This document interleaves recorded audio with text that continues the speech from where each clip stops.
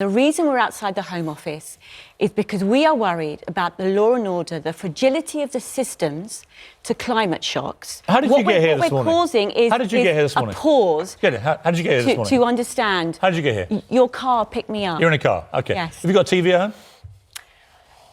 Have you? Can you tell me the point? Sorry, hang on, just answer my question. Have you got a TV at home? Because again, Piers, we're not talking about the real issue. I'm talking about it. Answer my question. I'd like to invite you simply to answer. come to a rebellion. With respect, answer my question. Piers, do you have a TV at home? I don't think that's relevant. Do your kids use iPads and computers? It's yes not or no? Relevant to Can you answer these questions? It's not relevant to the planetary Do you have emergency. air conditioning? Do they have it in their schools? Piers, do you walk your kids to school? Your children. Do you see the problem with all this? You go on about my kids can't get out of bed because they're all so terrified. I'm not surprised they're terrified because your mum's telling them every day the planet's about to end. And yet, I bet your own carbon footprint on all the stuff I've just mentioned is terrible. So why don't you give up your computers? It's not about my carbon give up your footprint. television. It's not give about up your air conditioning. Walk your kids to school. Get a bike to the studio. Why don't you practice what you preach? Can I respond to that, yes. Piers? It's really not about our individual carbon footprints. This is a systems-wide issue. We face an existential threat. Life as we know it is on the line. We have 12 short years to change everything, or it's game over. This is the terrifying scenario that's used by many leading politicians to justify a Green New Deal, an unprecedented increase in government power focused on the energy industry. The core idea of a Green New Deal is that government should rapidly prohibit the use of fossil fuel energy and impose 100% renewable energy, mostly solar and wind. This may sound appealing, but consider what it would entail.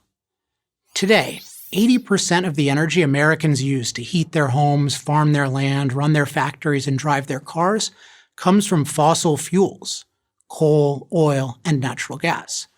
Only 3.4% comes from solar and wind, despite decades of government subsidies and mandates to encourage their use. The reason we don't use much sunlight and wind as energy is that they are unreliable fuels that only work when the sun shines and the wind blows. That's why no town, city, or country has ever come close to 100% or even 50% solar and wind. And yet, Green New Deal proponents say they can do the impossible, if only we give the government control of the energy industry and control of major users of energy, such as the transportation industry, manufacturing, and agriculture. All of this is justified by the need to do something about the existential threat of rising CO2 levels.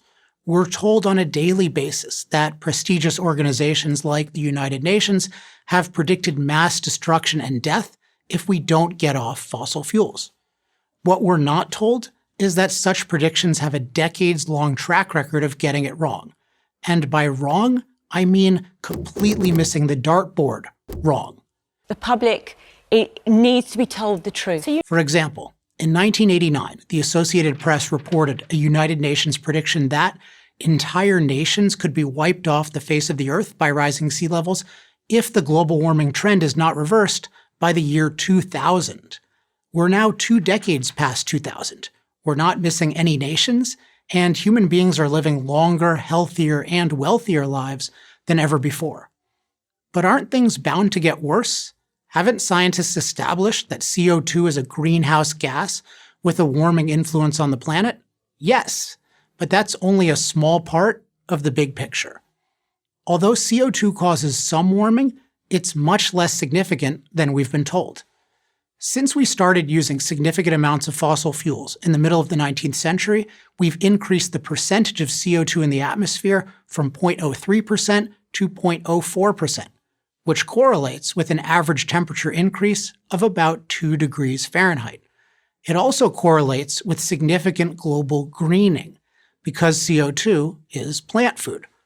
All of this is far from unprecedented territory for our planet, which has existed with at least 10 times today's CO2 levels and a 25-degree warmer average temperature.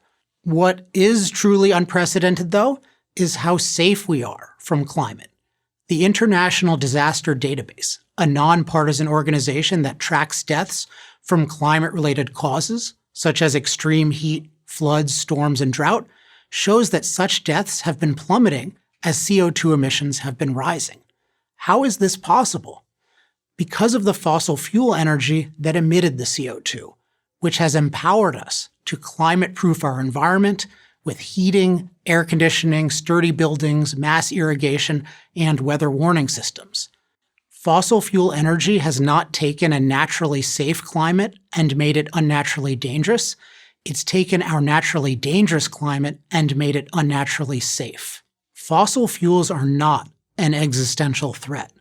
They're an existential resource because they increase something much more important than the level of CO2 in the atmosphere, the level of human empowerment. Increased life expectancy, income, health, leisure time, and education are all tightly linked to increased access to fossil fuels. Does this mean that we shouldn't look for lower carbon energy alternatives? Of course not. But the alternatives should lead us toward more abundant, more reliable power, not less. The most promising form of alternative energy is not unreliable solar and wind, but reliable, carbon-free nuclear energy. Sweden gets 40% of its electricity from nuclear, France over 70%. While nuclear energy is smeared as unsafe, it has actually been demonstrated by study after study to be the safest form of energy ever created. And yet, Green New Deal proponents who say that we have 12 years to save the planet from rising CO2 levels vigorously oppose nuclear, in addition to all fossil fuel use. By opposing every affordable, abundant, reliable form of energy, the Green New Deal won't protect us from an existential threat. It is an existential threat. I'm Alex Epstein, author of The Moral Case for Fossil Fuels for Prager University.